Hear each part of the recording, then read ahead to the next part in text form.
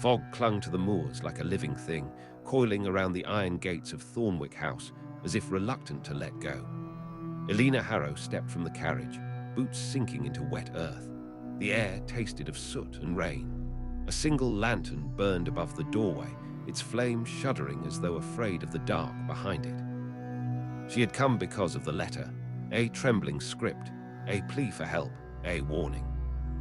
Inside, the manor exhaled a cold breath. The scent of damp stone and extinguished candles pressed against her senses. Shadows pooled in the corners, thick as tar.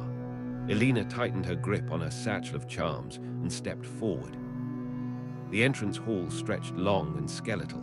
Portraits lined the walls, stern faces, hollow eyes, each one watching her with a hunger that felt almost human. A faint scratching echoed from somewhere above.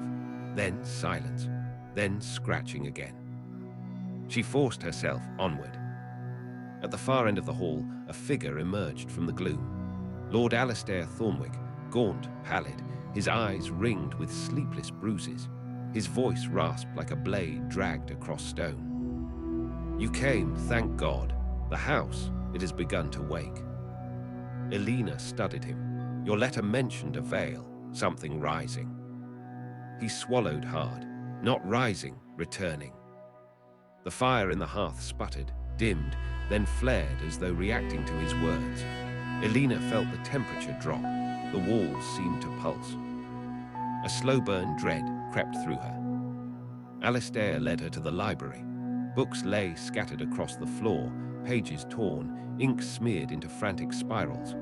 At the center of the room, a mirror stood draped in black cloth.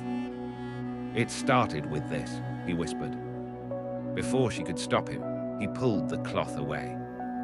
The mirror did not reflect the room. It reflected a corridor of ash and bone. A figure stood at the far end, tall, robed, faceless. Eleanor's breath hitched.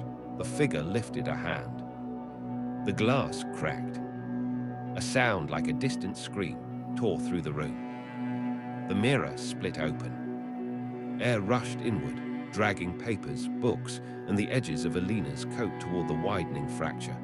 She dug her heels into the carpet, heart hammering. This was the moment.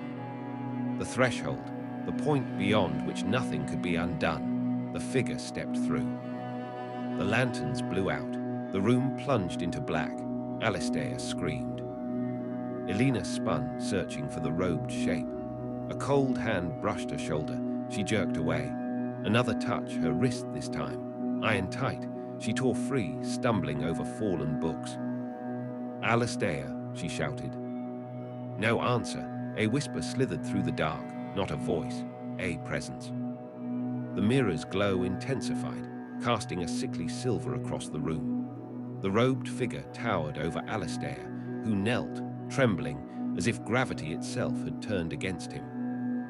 Eleanor lunged. "Let him go." The figure turned. No face, only a void. The air thickened, her lungs burned. She raised her charm sigil and slammed it against the floor. Light burst outward, brief, violent, golden. The figure recoiled. Alastair collapsed. The mirror shrieked. Eleanor seized Alastair's arm and dragged him toward the doorway. The house shook. Plaster rained from the ceiling.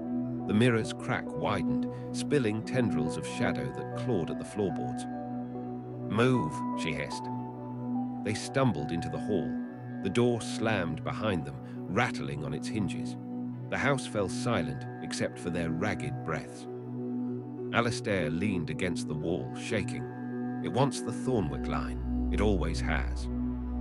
Eleanor steadied him. "Then we sever its claim." He looked up, eyes hollow but burning with a fragile resolve.